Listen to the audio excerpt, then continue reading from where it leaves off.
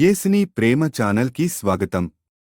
దయచేసి ఈ ఛానల్ని లైక్ చేయండి, షేర్ చేయండి, సబ్స్క్రైబ్ చేయండి. స్వాగతం. ఉత్కంఠభరితమైన ఆమోస్ ప్రవచన ప్రత్యక్షతలను ధ్యానిస్తూ ఉన్నాం. చిన్న ప్రవచన గ్రంథాలు అనబడిన వాటిలో హోషేయ, యోవేలు గ్రంథ ధ్యానాలను ముగించి ఇప్పుడు ఆమోసు గ్రంథానికి చేరుకున్నాం. మేడి పండ్లు సేకరిస్తూ లేక ఏరుకొంటూ పశువులను కాసే అతి సామాన్యుడైన ఆమోసు ప్రవచన పరిచర్యకు, ప్రవక్త పదవికి దేవునిచే పిలువబడ్డాడు. ఆమోసు గ్రంథ విషయాలు క్షుణ్ణంగా చదివేవారికి ఎంతో ప్రీతిపాత్రమైనవి.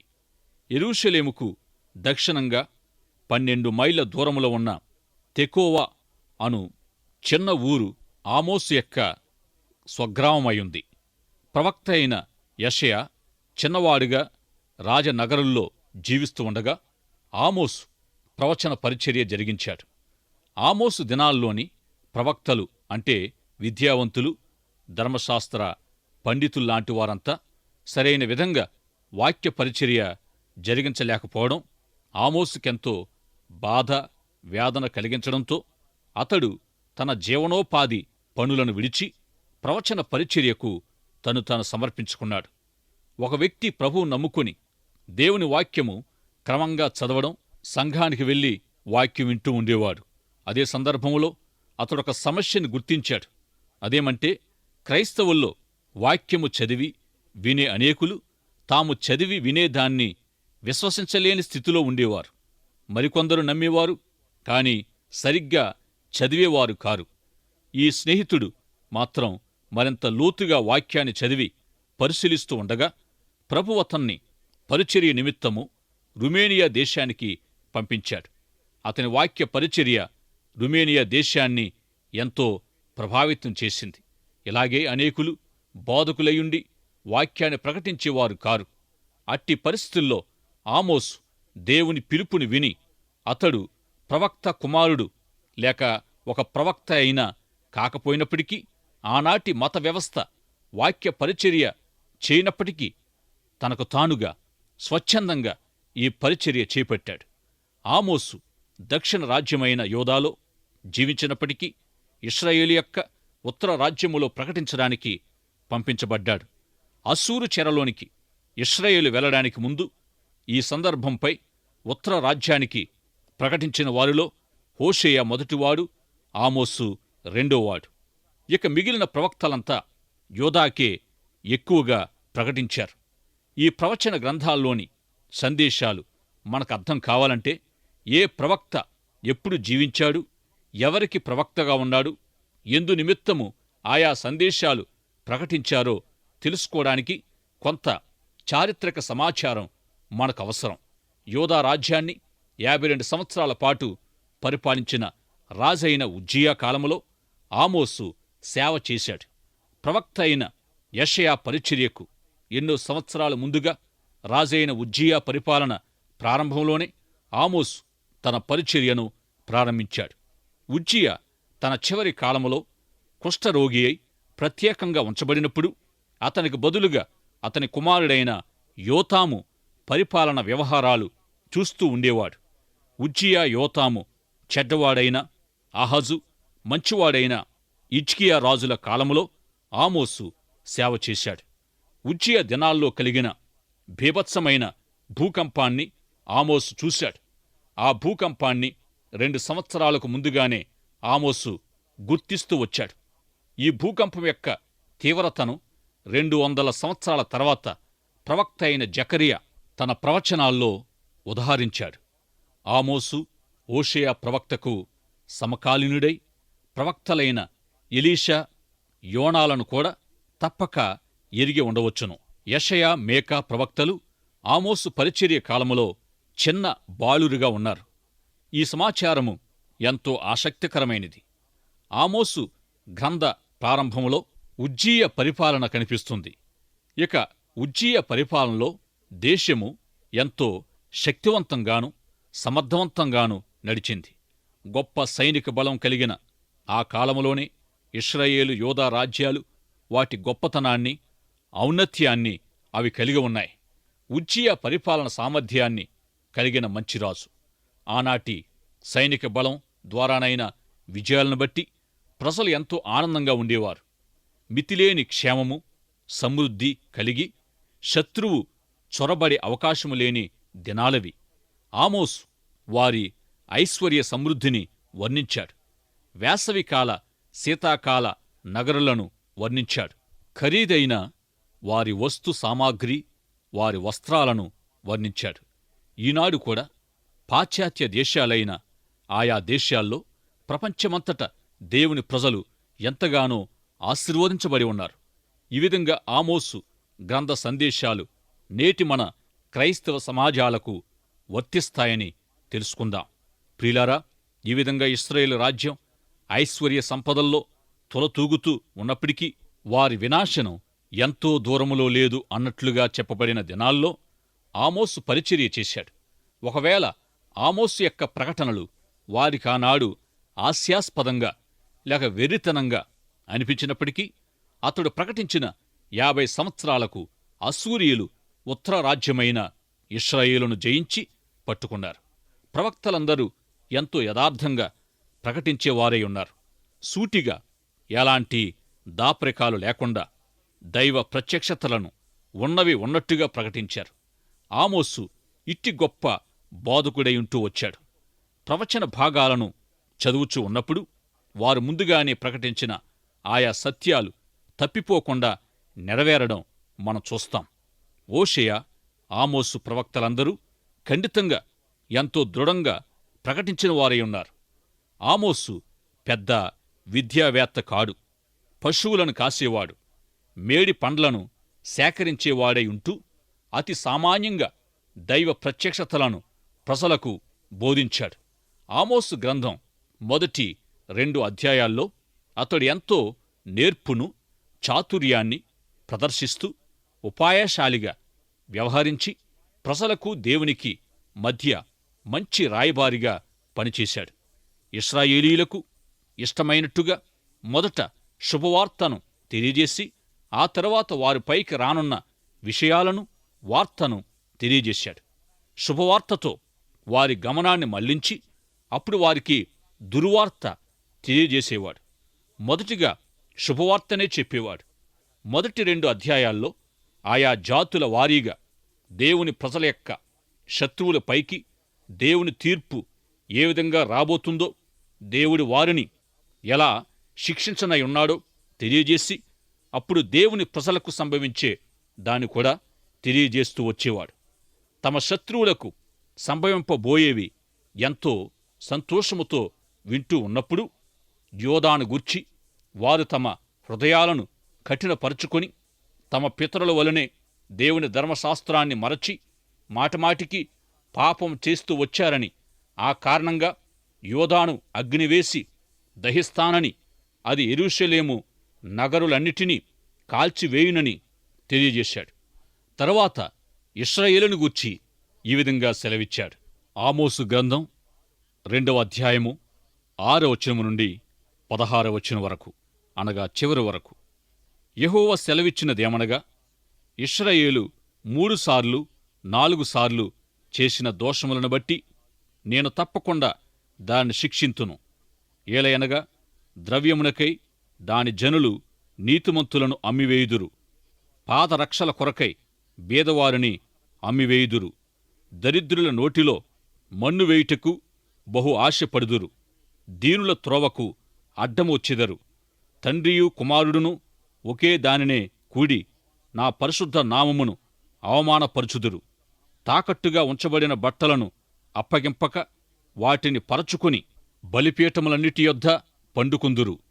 జుల్మానా సొమ్ముతో కొనిన ద్రాక్షారసమును తమ దేవుని మందిరములోనే పానము చేయుదురు. దేవదారు వృక్షమంత ఎత్తైన వారును సింధూర వృక్షమంత బలముగల వారునగు అమోరీయులను వారి ముందర నిలువకుండా నేను నాశనము చేసితిని గదా. పైన వారి ఫలమును, క్రింద వారి మూలమును నేను నాశనము చేసితిని గదా. మరియు ఐగుప్తు దేశములో నుండి మిమ్మను రప్పించి అమోరీయుల దేశమును మీకు స్వాధీనపరచవలెనని 40 సంవత్సరములు అరణ్యమందు మిమ్మును నడిపించితిని గదా. మరియు మీ కుమారులలో కొందరిని ప్రవక్తలుగాను మీ యవనులలో కొందరిని నాకు నాజీరులుగాను నియమించితిని. ఇశ్రాయేలీయులారా, ఈ మాటలు నిజమైనవి కావా? ఇదే యెహోవా వాక్కు. అయితే నాజీరులకు మీరు ద్రాక్షరసము త్రాగించితిరి, ప్రవచింపవద్దని ప్రవక్తలకు ఆజ్ఞ ఇచ్చితిరి. ఇదిగో, పంటచేని మోపుల నిండు బండి నేలను అణగద్రొక్కునట్లు నేను మిమ్మును అణగద్రొక్కుదును. అప్పుడు అతి వేగియగువాడు తప్పించుకొన జాలకపోవును. పరాక్రమశాలి తన బలమును బట్టి ధైర్యము తెచ్చుకొన జాలకపోవును. బలాఢ్యుడు తన ప్రాణము రక్షించుకొన జాలకుండును. విలుకాడు నిలువజాలకపోవును.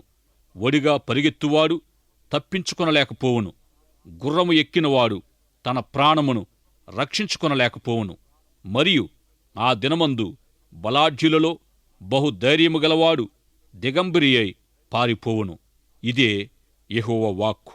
రాజైన ఉజ్జియా కాలమునాటి యుద్ధ విధానాలు, సైనిక బలం, వారి శక్తియుక్తులన్నీ ఒకనాడు వ్యర్థం కానున్నవని చెప్పిన ఆమోసు ప్రవచనాన్ని బట్టి వారతన్ని అపాసించారు.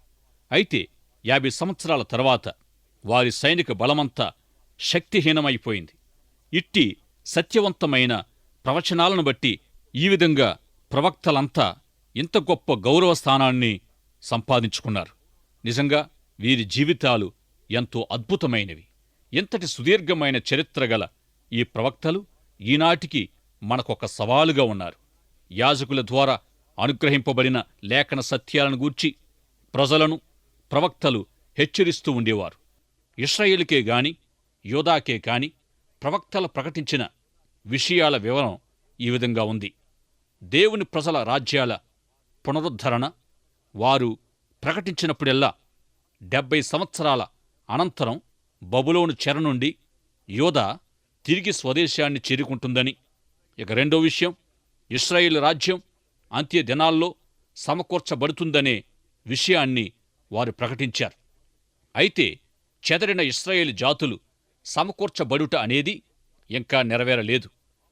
ఓషేయ, ఆమోసు ప్రవక్తలు అస్సూరు దాస్యం ఇశ్రాయేలుకు ముగింపు అని, ఇక ఎన్నటికీ ఇశ్రాయేలు ఒక రాజ్యంగా కట్టబడదని వారు నిశ్చయంగా తెలుసుకుని ఖండితంగా ప్రజలకు తెలియజేశారు. అస్సూరు చెర నుండి ఇశ్రాయేలు ఎన్నటికీ తిరిగి రాదని, వారిని ఎవరు విడుదల చేయరని దృఢంగా చెప్పారు. ఇశ్రాయేలు యొక్క పునరుద్ధరణ గూర్చి ప్రవక్తలు తెలియజేసిందేమిటంటే, ఈ చివరి దినాల్లో సంభవించిన దానిని గూర్చియే వారు తెలియజేశారు. దేవుని ప్రజలైన వీరు భూమి నలుదిక్కుల చెదరగొట్టబడ్డం అనేది నెరవేరింది. ఈనాడు తూర్పు మధ్య ఆసియాలో చూసినట్టయితే యెహెజ్కేలు ప్రవచించినట్టుగా స్వతంత్ర ఇశ్రాయేలు రాజ్యం ఆవిర్భవించింది. ఈనాడు ఇశ్రాయేలు ఒక రాజ్యంగా స్వాతంత్ర్యాన్ని అనుభవిస్తుంది. ఆమోసు ద్వారా దేవుడు ఇశ్రాయేలీయులకు ఒక సందేశాన్నిచ్చాడు. ఈ సందేశము ద్వారా ప్రవక్తకుండవలసిన అర్హతలను గూర్చి మనం తెలుసుకోవచ్చు. సింహము గర్జించెను, భయపడనివాడెవడు? ప్రభువైన యెహోవా ఆజ్ఞ ఇచ్చి ఉన్నాడు. ప్రవచింపకుండువాడెవడు? ఆమోసుచే ప్రకటించబడిన దేవుని సందేశమే సింహగర్జన. దేవుని ప్రజలపైకి రానున్న సింహము అస్సూరు. దేవుడు తన ప్రజలను అస్సూరు బారి నుండి తప్పించడానికి ఎన్నో ప్రయత్నాలు చేశాడు. అయినా వారు ఆయన తట్టు తిరగలేదు. తన ప్రజలు తన వైపు మల్లుతారనే ఆశతో దేవుడు వారికి ఆహారము లేకుండా, వర్షము లేకుండా చేశాడు. ఇంకా తెగులు, యుద్ధము, పంటలు పాడుచేయబడడం మొదలైన సమస్యలను పంపించి తన ప్రజలు తన వైపు తిరుగుతారని దేవుడు ఎంతగానో ఎదురుచూశాడు. కాని వారు ఆయన దగ్గరకు రాలేదు, ఆయన వైపు తిరగలేదు. అట్టి స్థితిలో ఆమోసు తన ప్రజలకు ఈ సందేశాలు ప్రకటించాడు. ఆమోసుకు తన ప్రజలపైకి రానున్న దేవుని తీర్పు దర్శనాల ద్వారా బయలుపడింది. అతనికి కలిగిన దర్శనాలే అతని సందేశాలకు కేంద్రమయ్యున్నాయి. 7వ అధ్యాయములో నేలను మొలిచిన పచ్చిక అంతా నాకివేయబడడానికి వచ్చిన మిడుతల దండు దర్శనములో ఆమోసుకు కనబడింది. అప్పుడు ఆమోసు మోషే వలె తన ప్రజల పక్షంగా విజ్ఞాపన చేశాడు. ప్రభువా యెహోవా, యాకోబు కొద్ది జనమగలవాడు, అతడెలాగు నిలుచును, క్షమించుమని వేడుకున్నాడు. దేవుడు ప్రార్థన అంగీకరించి అది జరుగుదని సెలవిచ్చాడు. మరి ఒక దర్శనాన్ని ఆమోసు చూశాడు. మరియు అగ్నిచేత దండింపవలెనని అగ్నిని రప్పించినప్పుడు అది వచ్చి అగాధమైన మహా జలమును మృంగివేసి స్వాస్థ్యమును మృంగ మొదలుపెట్టినప్పుడు ప్రభువైన యెహోవా, యాకోబు కొద్ది జనముగలవాడు, అతడెలాగు నిలుచును, మానివేయుమని నేను మనవి చేయగా ప్రభువైన యెహోవా పశ్చాత్తాపపడి అది జరుగదని సెలవిచ్చాడు. ఇక మూడవసారి చక్కగా తిన్నగానున్న ఒక గోడపై నిలువబడి దేవుడు మట్టపు గుండు చేతపట్టుకొని, ఆమోసు, నీకేం కనబడుతుందని అడిగినప్పుడు ఆమోసు మట్టపు గుండు అని చెప్పాడు. అప్పుడు దేవుడు ఆమోసుతో, నేను వారిని శిక్షించబోతున్నాను. ఈ మట్టపు గుండుతో వారిని కొలిచినప్పుడు వంకరగా కనిపిస్తుందని తెలియజేశాడు దేవుడు. ఎట్టి విజ్ఞాపనలు అవసరం లేదని కూడా దేవుడు చెప్పాడు. తిరిగి 8వ అధ్యాయములో ఆమోసు ఒక పండ్ల గంప చూశాడు. ఆ పండ్ల గంప ఇశ్రాయేలీయులను సూచిస్తూ ఉండగా దానిలో బాగా పండిన పండ్లు శిక్షకు సిద్ధంగా ఉన్నవారిని చూపించాడు దేవుడు. 9వ అధ్యాయములో దేవుడు బలిపీఠానికి పైగా నిలిచి ఉండడం ఆమోసు చూశాడు. అప్పుడాయన ఆమోసుకు తెలియజేసిందేమిటంటే, గడపలు కదిలిపోవునట్లుగా పైకొమ్ములను కొట్టి వారందరి తలల మీద వాటిని పడవేసి పగులగొట్టుము. తరువాత వారిలో ఒకడును తప్పించుకొనకుండను, తప్పించుకుని వారిలో ఎవడును బ్రతుకకుండను. నేను వారందరినీ ఖడ్గము చేత వధింతును. వారు పాతాళములో చొచ్చిపోయినను అచ్చటి నుండి నా హస్తము వారిని బయటికి లాగును. ఆకాశమునకెక్కిపోయినను అచ్చటి నుండి వారిని దింపి తెచ్చెదను. వారు కర్మేలు పర్వత శిఖరమున దాగినను నేను వారిని వెతకి పట్టి అచ్చటి నుండి తీసుకుని వచ్చెదను. ఈ విధంగా దేవుని తీర్పు నుండి తప్పించుకోగల మార్గం ఏదీ లేదు, ఎక్కడా లేదు. ఆయన సైన్యములకు అధిపతిగా యెహోవా, ఆయన భూమిని మొత్తగా అది కరిగిపోవును. అందులోని నివాసులందరూ ప్రలాపింతురు. బలిపీఠానికి పైగా నిలువబడి దేవుడు సెలవిచ్చిన ఈ 5 దర్శన సందేశాలు తన ప్రజలపైకి దేవుడు పంపనున్న శిక్ష, తీర్పులను గూర్చిన హెచ్చరికయుంది. ఇక ఈ విషయమై వారు చేయగలిగినది ఏమీ లేదు. ఇదే ఆమోసు సందేశములోని ముఖ్యాంశం. ఇది ఏ విధంగానూ సంతోషకరమైన సందేశం కాదు. వారు ఆమోసును పరిహసించినప్పటికీ 50 సంవత్సరాల అనంతరం అతని ప్రవచనం అక్షరార్థంగా నెరవేరింది. ఆమోసు ప్రవచించిన కాలములోని అబద్ధ బోధకులు ఆమోసుతో, నీ ప్రవచనాలు ఎక్కడ పనికిరావు, ఇది రాజధాని నగరం, నీవు చెప్పే వాటికి ఇక్కడ ఎలాంటి అవకాశము లేదు అని నీవు నీ యూదా దేశానికి పోయి అక్కడే ప్రవచించుకుంటూ జీవనోపాధిని సంపాదించుకోమని ఎగతాళి చేశారు. అందుకు ఆమోసు తనను గూర్చి ఈ విధంగా చెప్పాడు, నేను ప్రవక్తను కాను, ప్రవక్త కుమారుణ్ణైనా కాను. పశువుల కాపరినై ఉండగా ప్రభువు నన్ను తన ప్రజలకు ప్రకటింపమని పంపాడు అని తెలియజేసి దైవ సందేశాన్ని వ్యతిరేకించిన యాజకుడైన అమజ్యాతో యెహోవా సెలవిచ్చినదేమనగా, నీ భార్య పట్నమందు వేశ్యగును, నీ కుమారులను నీ కుమార్తెలను ఖడ్గము చేత కూలుదురు, నీ భూమి నూలు చేత విభాగింపబడును, నీవు అపవిత్రమైన దేశమందు చత్తువు. అవశ్యముగా ఇశ్రాయేలీయులు తమ దేశం విడిచి చెరగొనబడుదురు. ప్రవక్త అయిన యిర్మీయా ప్రవచన పరిచర్యలు కూడా ఎదిరించిన వారి నిమిత్తమై అతడు తెలియజేసిన కఠినమైన విషయాలు నెరవేరాయి. ఈ కారణంగా ప్రవక్తల ఎడల ప్రజలు పవిత్రమైన భక్తి భావాన్ని, భయాన్ని కలిగి ఉండేవారు. ఆమోసు యొక్క సందేశాలు ప్రాముఖ్యంగా దేవుని ప్రజలయుండి ఆధ్యాత్మికంగా ఇతరుల కంటే ఎంతో ఉన్నతంగా ఉన్నవారి పాపాలను ఖండిస్తూ ఇవ్వబడ్డాయి. యోహాను సువార్త 9వ అధ్యాయములో ప్రభువు కూడా ఈ విషయమై వారితో ఈ విధంగా చెప్పారు, మీరు గుడ్డివారై ఉంటే మీకు పాపము లేకపోయేదే, కాని చూస్తున్నామని చెప్పుకుంటున్నారు, ఆ కారణంగా మీ పాపము నిలిచి ఉంది అన్నారు. నిజానికి వారి ఆత్మీయ అంధత్వాన్ని వారికి తెలియజేసి హెచ్చరించబోయిన ప్రభు మాటలకు వారు అభ్యంతరపడ్డారు. ఈ విధంగా ఆధ్యాత్మికంగా వెలుగు పొందని ప్రజలకు, అన్యజనులకు వారు వెలుగు పొందని కారణంగా ఎక్కువ పాపము ఉండకపోవచ్చు.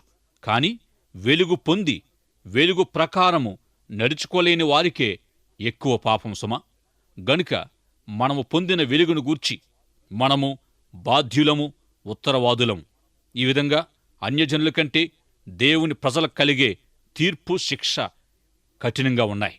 మీరును కూషీలును నా దృష్టికి సమానులు కారా అని దేవుడు వారిని ప్రశ్నిస్తూ ఉన్నాడు. ప్రపంచ జాతులన్నిటిలో నుండి దేవుడు ఇశ్రాయేలును ప్రత్యేకంగా ఎన్నుకున్నాడు. గనుక వారు తమ పిలుపును, ప్రత్యేకతను నిలుపుకోలేకపోయినందునకు దేవుడు వారికి తన తీర్పునిచ్చాడు.